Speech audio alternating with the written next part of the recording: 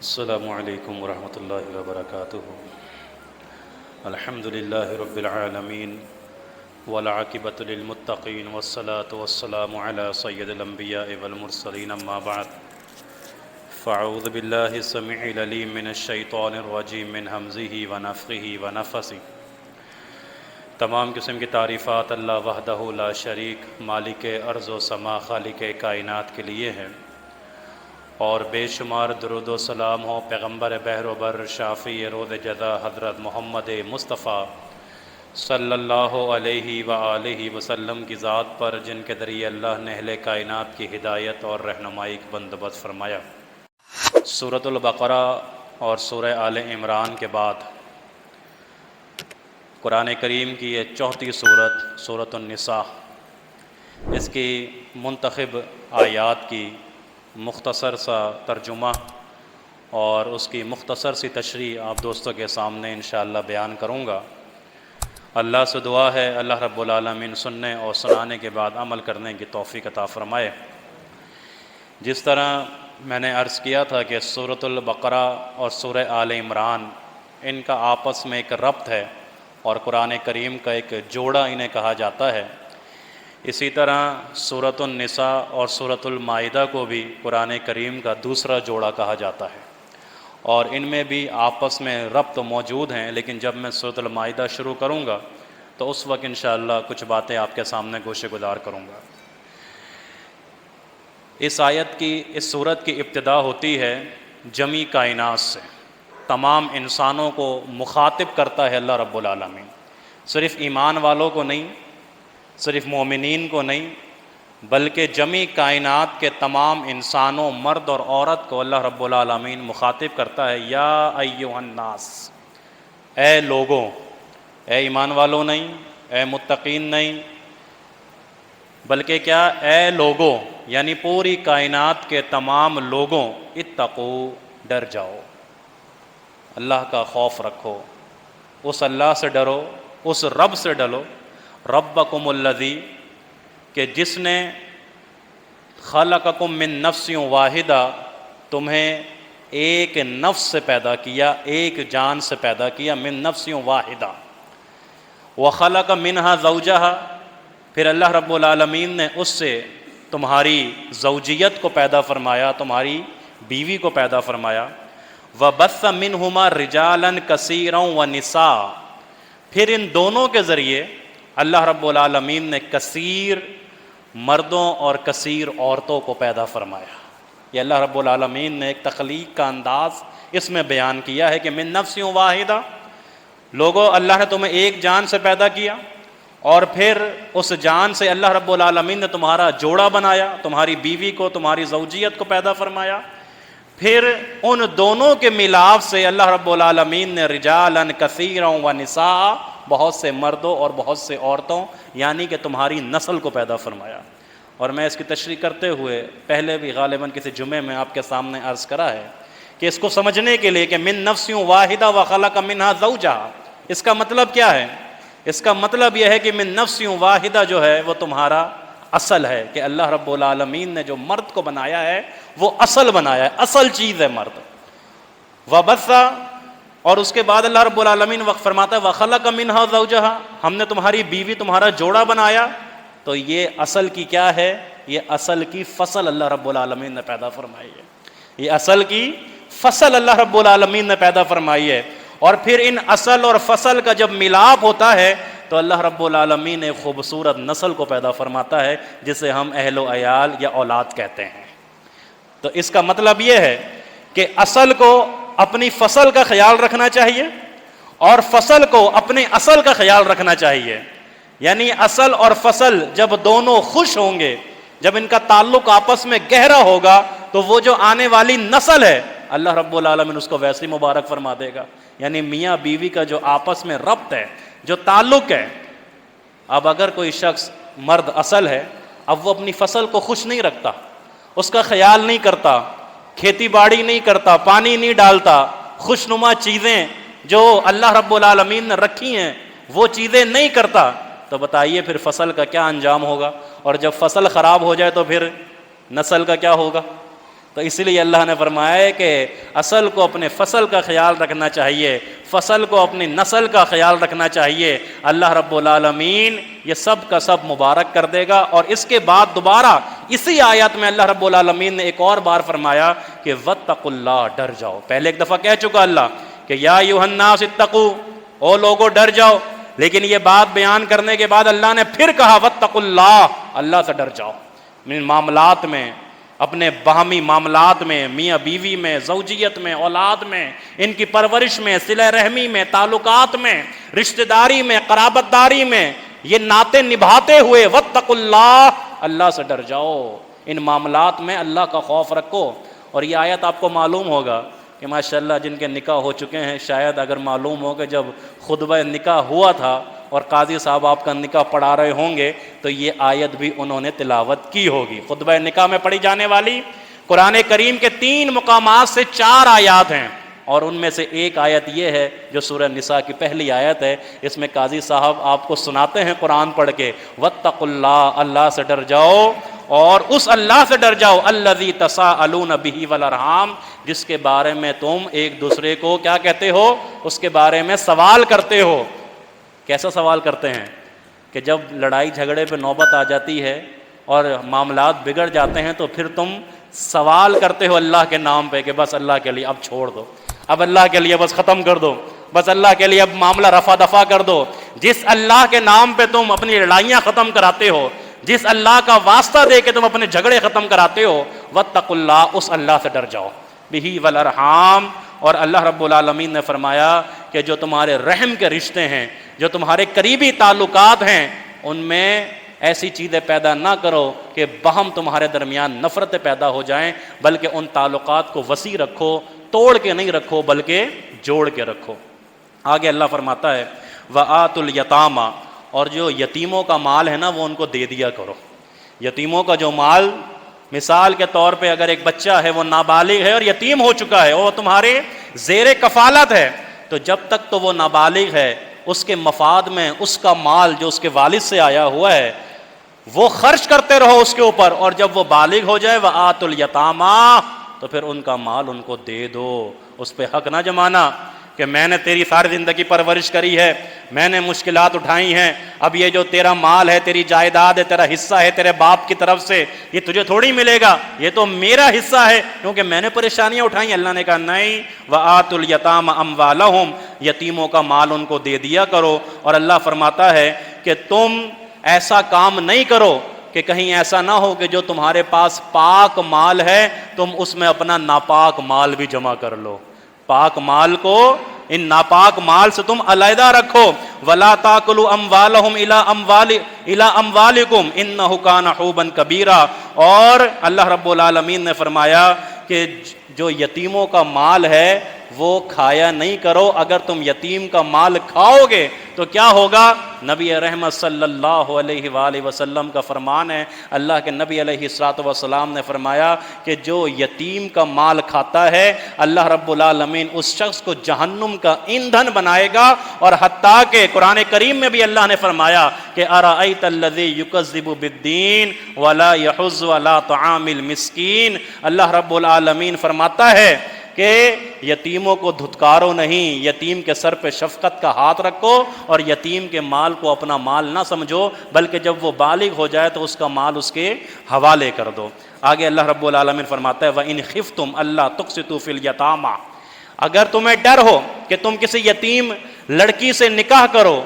اور تمہیں یہ ڈر ہو، یہ پریشانی ہو کہ میں اس کے ساتھ کہیں ایسا نہ ہو کہ فراڈ کر بیٹھوں، کیونکہ پچھلے زمانے میں ایسا ہوتا تھا کہ اگر کوئی یتیم ہے نا تو اس کے ساتھ نکاح تو کر لیا، اب نکاح کر کے کیا کرنا ہے، پوچھنے والا تو کوئی ہے ہی نہیں جی،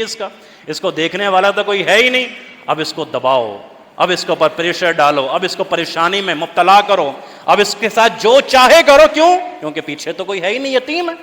اللہ رب العالمین نے فرمایا ایسا نہیں کرنا، بلکہ فَانْكِحُوا مَا طَابَ لَكُم مِّنَ النِّسَاءِ، تم ان عورتوں سے نکاح کرو جن کو تم پسند کرتے ہو، مثنیٰ وثلاث والرباع، 2 3 3 4 اور آگے اللہ فرماتا ہے فَإِنْ خِفْتُمْ أَلَّا تَعْدِلُوا، اگر تمہیں یہ ڈر ہے، خوف ہے کہ تم ان بیویوں کے درمیان انصاف نہیں کر سکو گے تو پھر ایک کے اوپر ہی اکتفا کر لو. ایسا نہ ہو کہ تم لالچ میں شادیاں تو کر لو، نکاح تو کر لو، لیکن جو پہلی ہے وہ بھی پریشان، جو دوسری ہے وہ بھی پریشان، جو تیسری ہے وہ بھی پریشان. اگر تم ان کے جائز معاملات کو نہیں سنبھال سکتے تو پھر تمہیں ضرورت کیا ہے؟ تم ایک پہ اکتفا کرو. اللہ رب العالمین تمہیں حکم دے رہا ہے. اگر تمہارے پاس ہے مال دولت، تم سب کو برابر کا انصاف کا حق دے سکتے ہو تو ٹھیک ہے، پھر کر لو. آگے اللہ رب العالمین کچھ یہ باتیں ارشاد فرماتا ہے کہ وَآتُوا النِّسَاءَ، تم اپنی عورتوں کو جو مہر طے ہوتا ہے وہ دے دیا کرو. حق مہر، نکاح کے موقع پہ جو مہر طے ہوتا ہے وہ بخوشی دے دیا کرو. لیکن ہمارے یہاں جو معاملات چل رہے ہوتے ہیں وہ یہ ہوتے ہیں کہ جی کیا مہر ہے قاضی صاحب؟ اللہ اکبر، جی ابھی طے نہیں ہوا، طے ہوگا. طے کیا ہوا ہے؟ طے کچھ بھی ہو جائے، کچھ بھی لکھ لیں، دینا کس نے؟ ہمارے یہاں اکثر یہ آوازیں آتی ہیں کہ کچھ بھی لکھ لو جی، دینا کس نے ہے؟ نبی رحمت صلی اللہ علیہ وسلم نے فرمایا کہ اگر کوئی شخص اس نیت سے مہر کی رقم لکھواتا ہے کہ میں نے دینا کہاں ہے، میں نے دینا کہاں ہے، کس کی جرت ہے؟ آ جائے گی اس کے بعد میں دیکھوں کیسے لیتی ہے مجھ سے. اگر وہ یہ سوچتا ہے تو اللہ کے نبی علیہ الصلوۃ والسلام نے فرمایا ایسا شخص جنت کی خوشبو سے بھی محروم کر دیا جائے گا. اس لیے اگر کسی نے ابھی تک مہر ادا نہیں کیا ہے تو وہ یقینی طور پہ فوراً بندوبست کرے کہ میں مہر ادا کروں، اپنی بیوی کو دوں، یہ اس کا حق ہے. انصاف کا تقاضا یہی ہے. تو پھر سوچنا یہ ہے دونوں مابین، یعنی جو لڑکے والے ہیں لڑکی والے ہیں، وہ انصاف کے ساتھ بیٹھ کر یہ فیصلہ کریں کہ بھائی لڑکے کی انکم کتنی ہے، وہ کماتا کتنا ہے، لہذا جتنا وہ کماتا ہے اس حیثیت کے مطابق حق مہر لکھوا لو تاکہ اس کو دینے میں آسانی ہو. اب ایک انسان اگر 30-35 ہزار کماتا ہے اور آپ لکھ دیں 1 لاکھ 1.5 لاکھ 2 لاکھ، وہ کہاں سے دے گا؟ 30-35-40 ہزار روپے کمانے والے کو آپ لکھ دیں جی 10,000 روپے 5,000 روپے، وہ بندوبست کر کے دے سکتا ہے اور قرآن کی اس آیت کو مکمل کر سکتا ہے. لیکن ہمارے یہاں ڈر، خوف کہ نہ جانے کیا ہوگا میری بچی کے ساتھ، میری بیٹی کے ساتھ. آپ اللہ رب العالمین اور اس کے نبی صلی اللہ علیہ وسلم کی احکامات پر عمل کرتے ہوئے نکاح کر رہے ہیں، ڈر کس بات کا، خوف کس بات کا؟ اس لیے یہ چاہیے آپ جو احباب بیٹھے ہوئے ہیں اس بات کو آگے بھی پہنچائیے گا. ظاہر سی بات ہے خاندان ہوں گے، اقربا ہوں گے، شادی بیاہ ہوتی ہے تو لڑکے کی انکم دیکھ لیں کہ کیا انکم ہے اس کی، جتنی اس کی انکم ہے اس حیثیت کے مطابق حق مہر لکھوا دیں تاکہ وہ آسانی سے ادا بھی کر سکے. آگے اللہ رب العالمین فرماتا ہے تھوڑا سا آپ کو جو ہے وہ آسانی بھی دیتا ہے. اللہ رب العالمین فرماتا ہے ہاں اگر تمہاری بیویاں بخوشی چھوڑ دیں، بخوشی حق مہر چھوڑ دیں تو پھر اس کو خوشی خوشی کھا لیا کرو، پھر اس کو خوشی خوشی کھا لیا. اللہ رب العالمین یہ آپ کو آسانی بھی دے رہا ہے کہ اگر دونوں کے درمیان مابین کوئی معاملہ طے پا گیا ہے اور بیوی نے راضی خوشی جو ہے مہر چھوڑ دیا ہے، پھر اللہ رب العالمین فرماتا ہے کہ وہ ہنسی خوشی کھا لو، کوئی مسئلہ نہیں ہے پھر اس کے اندر. لیکن یہ نیت، یہ سوچ، یہ انتہائی گندی اور غلط سوچ ہے کہ دینا کس نے، دینا ہم نہیں ہے، نہیں دو گے کل قیامت کے دن پکڑ ہے. سورہ نساء کی یہ ابتدائی آیات تھیں. اچھا سورہ نساء کی آیات کو جب آپ پڑھیں گے کبھی ترجمے کے ساتھ تو آپ حیران ہو جائیں گے کہ اللہ رب العالمین نے اس میں ایسی ایسی آیات کا ذکر فرمایا ہے کہ جو امید دلاتی ہیں آپ کو، اللہ رب العالمین کے قریب کرتی ہیں. ایک انسان ہے نا معصیت کار ہے، گناہ گار ہے، ڈرا ہوا ہے، خوف زدہ ہے اور دن رات جو ہے وہ اللہ رب العالمین کی نافرمانی میں اپنے کام کر رہا ہے، تو اس کو اللہ رب العالمین ایک امید دلاتا ہے. ان آیات میں کئی ایک آیات ہیں، میں چند آیات آپ کو پڑھ کے سناتا ہوں. اللہ رب العالمین فرماتا ہے ان تجتنیبوا کبائر، اگر تمہیں یہ خوف ہے، اگر اللہ رب العالمین نے ایسا ہو چکا ہے تمہارے ساتھ کہ تم گناہ گار بن گئے ہو، اور اللہ رب العالمین فرماتا ہے کہ اگر تم بڑے گناہوں سے اجتناب کرو، دیکھیں اللہ امید دلا رہا ہے مسلمانوں کو، اگر تم بڑے گناہوں سے اجتناب کرو، ما تنہون عنہ، جس کا ہم نے تمہیں منع کیا ہے، جن بڑے گناہوں سے ہم نے تمہیں روکا ہے، اگر تم اس سے باز آ جاؤ گے، نکفر عنکم سیئاتکم، ہم تمہارے چھوٹے گناہوں کو معاف کر دیں گے، ہم تمہارے چھوٹے گناہوں کو معاف کر دیں گے. لیکن شرط یہ ہے کہ جو بڑے گناہ ہیں کہ جس سے ہم نے پاس جانے سے روکا ہے وہ شرک ہے، وہ بدعت ہے، وہ زنا ہے، وہ قتل و غارت گری ہے، جو کبائر ہیں، جو بڑے گناہ ہیں، اگر تم ان سے باز رہو گے تو ہماری رحمت یہ ہے کہ ہم تمہارے چھوٹے گناہوں کو معاف فرما دیں گے، وَنُدْخِلْكُمْ مُدْخَلًا كَرِيمًا، اور ہم تمہیں بڑے اچھے انداز سے عزت اور وقار کے ساتھ اللہ رب العالمین کی رحمتوں میں داخل فرما دیں گے۔ اور ایک مقام پہ پھر اللہ رب العالمین فرماتا ہے کہ ان اللہ لا یظلم، بے شک اللہ ظلم نہیں کرتا کسی کے ساتھ، مثقال ذرہ، رائی کے دانے کے برابر بھی اللہ کسی کے ساتھ ظلم نہیں کرتا ہے۔ اور اللہ رب العالمین تو اتنا رحیم ہے، اتنا کریم ہے، اللہ فرماتا ہے اگر تم ایک نیکی کرتے ہو نا، یضاعفھا، ہم اس کا جو اجر دیتے ہیں نا وہ تمہیں بڑھا چڑھا کر دیتے ہیں۔ ایک نیکی کا جو اجر دیتے ہیں ہم تم کو دگنا کر کے دیتے ہیں۔ یہ امید ہے نا، اللہ رب العالمین اپنی رحمت کی امید دلاتا ہے کہ تم کیوں مایوس ہو گئے ہو، میں تو وہ ہوں کہ اگر تم بڑے گناہوں سے اجتناب کرو گے ہم تمہارے چھوٹے گناہوں کو معاف کر دیں گے، اور ہم تو وہ ہیں کہ تم ایک نیکی کرو گے ہم تمہیں 2 نیکیوں کا ثواب عطا کریں گے۔ اللہ رب العالمین اتنا رحیم اور اتنا کریم ہے۔ اور ایک مقام پہ اللہ رب العالمین امید دلاتے ہوئے فرماتا ہے، بڑی معروف آیت ہے، ان اللہ لا یغفر ان یشرک بہ ویغفر ما دون ذلک لمن یشاء ومن یشرک باللہ فقد افترى اثما عظیما، کہ بے شک اللہ رب العالمین ہر گناہ کو معاف فرما دے گا۔ یہ موحدین کے لیے ہے، یہ اللہ رب العالمین سے ڈرنے والوں توحید یافتہ لوگوں کے لیے ہے کہ اللہ رب العالمین تمہارے ہر گناہ کو معاف فرما دے گا، لیکن اللہ رب العالمین شرک کو معاف نہیں فرمائے گا۔ وَيَغْفِرُ مَا دُونَ ذَلِكَ لِمَن يَشَاءُ، تم جتنے بھی گناہ لے کر آؤ گے، جتنی بھی معصیت لے کر آؤ گے، ہم اپنی رحمت سے تمہیں معاف کر سکتے ہیں، لیکن اگر ان گناہوں میں اکبر الکبائر، سب سے بڑا گناہ اس زمین کا رائی کے دانے کے برابر بھی شرک موجود ہے، ہم معاف نہیں کریں گے، ہم معاف نہیں کریں گے۔ شرک کی بہت ساری قسمیں ہیں، نہ جانے لوگ کس کس طرح کا عقیدہ رکھتے ہیں، سارے معاملات آپ دوستوں کو معلوم ہیں، لیکن خصوصی طور پہ وہ جو پاؤں کے اندر بھی دھاگے باندھے جاتے ہیں، ہاتھ میں دھاگے باندھے جاتے ہیں، اور نہ جانے انگوٹھیاں پہنی جاتی ہیں منت کی، اس کی اس کی، کہ جی یہ اتار دیں گے تو طبیعت خراب ہو جائے گی، یہ بھی ہوتا ہے، یہ اتار دیں گے تو تکلیف ہوگی، یہ اتار دیں گے، یعنی اللہ رب العالمین کو چھوڑ کر آپ کا عقیدہ کس پر ہے؟ ایک چھوٹے سے دھاگے کے اوپر۔ یہ ہے آپ کو دینے والا، یہ ہے آپ کو راحت پہنچانے والا۔ اللہ سے ڈرو اللہ کے بندو۔ اور میں دیکھتا ہوں خصوصاً جو چھوٹے نومولود بچے ہوتے ہیں، وہ جو ابھی پیدا ہوئے ہوتے ہیں، اللہ اکبر، نہ جانے ان کو کس کس طرح کے دھاگے پہنا دیے جاتے ہیں، کس کس طرح کے کڑے پہنا دیے جاتے ہیں، گلے میں تعویذ لٹکا دیے جاتے ہیں کہ جی نظر بد لگ جائے گی، نظر سے بچانے کے لیے ہم یہ سب کچھ کر رہے ہیں۔ اور نظر سے بچانے کے لیے اللہ رب العالمین نے اور اس کے نبی صلی اللہ علیہ وسلم نے تمہیں اذکار بتائے ہیں، تمہیں دعائیں بتائی ہیں، وہ دعائیں پڑھو اس بچے کے لیے۔ اور میں حیران ہوتا ہوں، اللہ اکبر، یہ دھاگے، یہ چیزیں اس لیے باندھی جاتی ہیں کہ یہ حفاظت کریں گے ہمارے بچے کی، اور جب ماں کے پیٹ میں تھا، رحم میں تھا، تب حفاظت کرنے والے کون تھے؟ تب کون حفاظت کر رہا تھا؟ غور طلب بات ہے نا، سمجھنے کی بات ہے نا۔ وہ جو 9 مہینے ماں کے پیٹ میں رہا، وہاں پہ دھڑکن بنتی رہی، دماغ بنتا رہا، ہاتھ پاؤں بنتے رہے، وہاں پہ اللہ اس کو غذا پہنچاتا رہا، کھلاتا رہا، پلاتا رہا۔ اس وقت کون تھا اس کا محافظ؟ اس وقت بھی اللہ محافظ تھا، اس دنیا میں آنے کے بعد بھی اس بچے کا اللہ محافظ ہے۔ اس لیے یہ گندے عقیدے، یہ واہیات عقیدے کہ اس کے اوپر ہمارا عقیدہ ہے، اس دھاگے پہ، اس کڑے پہ، اس تعویذ پہ، اللہ کے بندو یہ شرک عظیم ہے، اور ایسا شرک اللہ رب العالمین فرماتا ہے میں اس کو معاف نہیں کروں۔ ہاں امید تمہیں دلاتا ہوں، وَيَغْفِرُ مَا دُونَ ذَلِكَ لِمَن يَشَاءُ، جتنے گناہ ہوں گے ہو سکتا ہے میں اپنی رحمت سے معاف کر دوں، ہم بڑے ہیں، ہم بادشاہ ہیں، ہم شہنشاہ ہیں، ہم کر سکتے ہیں، لیکن شرک معاف نہیں کروں گا۔ اللہ رب العالمین ہم سب کو اس سے محفوظ فرمائے۔ اور ایک مقام پہ اللہ رب العالمین فرماتا ہے وَلَوْ أَنَّهُمْ إِذ ظَلَمُوا أَنفُسَهُمْ،